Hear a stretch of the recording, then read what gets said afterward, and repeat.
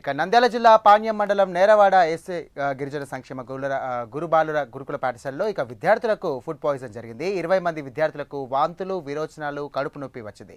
ఇక నిన్న రాత్రి అన్నం, బుడంకాయ చట్నీ, సాంబార్ విద్యార్థులు తిన్నారు. ఇక ఉదయం ఇడ్లీతో టిఫిన్ చేసినటువంటి విద్యార్థులకు వాంతులు, విరోచనాలు రావడంతో కమ్యూనిటీ హాస్పిటల్కు తరలించారు. తీవ్రమైనటువంటి అస్వస్థతకు గురైనటువంటి విద్యార్థులు జయరాజ్, సిద్ధార్థ్ సాగర్ ఆసుపత్రికి తరలించారు.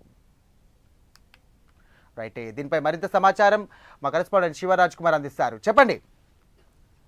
సాయిరామ్, అయితే పాణ్యంలోని ఒక గురుకుల పాఠశాలలో హాస్టల్లో విద్యార్థులకు ఫుడ్ పాయిజన్ కావడం జరిగింది. నిన్న ఏదైతే పాణ్యంలోని నెరవాడ సమీపంలో ఉన్న సంక్షేమ హాస్టల్లో విద్యార్థులు చేసిన అనంతరం ఉదయం టిఫిన్ చేసే సమయంలో వీరికి ఒక్కసారిగా వాంతులు, విరోచనాలు, కడుపు నొప్పి రావడంతో ఏదైతే హాస్టల్ వార్డెన్ కావచ్చు, స్కూల్ యాజమాన్యం ఒకసారిగా ఏదైతే స్థానికంగా ఉన్న హాస్పిటల్ తరలించి వారికి చికిత్స అందించేందుకు ప్రయత్నం చేశారు. దాదాపు 20 మంది పిల్లలు దాదాపు చికిత్సకు ఏదైతే ఈ కడుపు నొప్పి కావచ్చు, వాంతులు, విరోచనాలతో చాలా ఇబ్బంది పడ్డారని చెప్పొచ్చు. ముఖ్యంగా 4వ తరగతి నుంచి 8వ తరగతి వరకు చదువుతున్న విద్యార్థులు నిన్న ఏదైతే ఫుడ్ పాయిజన్ గురి కావడం జరిగింది. వారిని ఏదైతే స్థానిక హాస్పిటల్ తరలించి వారికి చికిత్స అందించారు. వీరిలో ముగ్గురికి కొంత ఏదైతే తీవ్ర అస్వస్థతకు గురయ్యారని చెప్పి హాస్పిటల్ సిబ్బంది చెప్పడం జరిగింది. ఇప్పటికైతే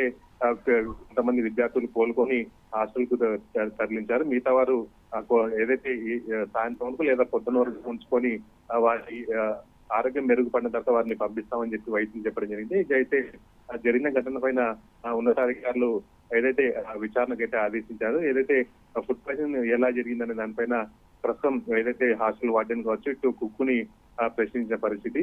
జరిగిన ఘటన పైన ఉన్నతాధికారులు అయితే కొంత సీరియస్ గా ఉన్నట్లు తెలుస్తుంది.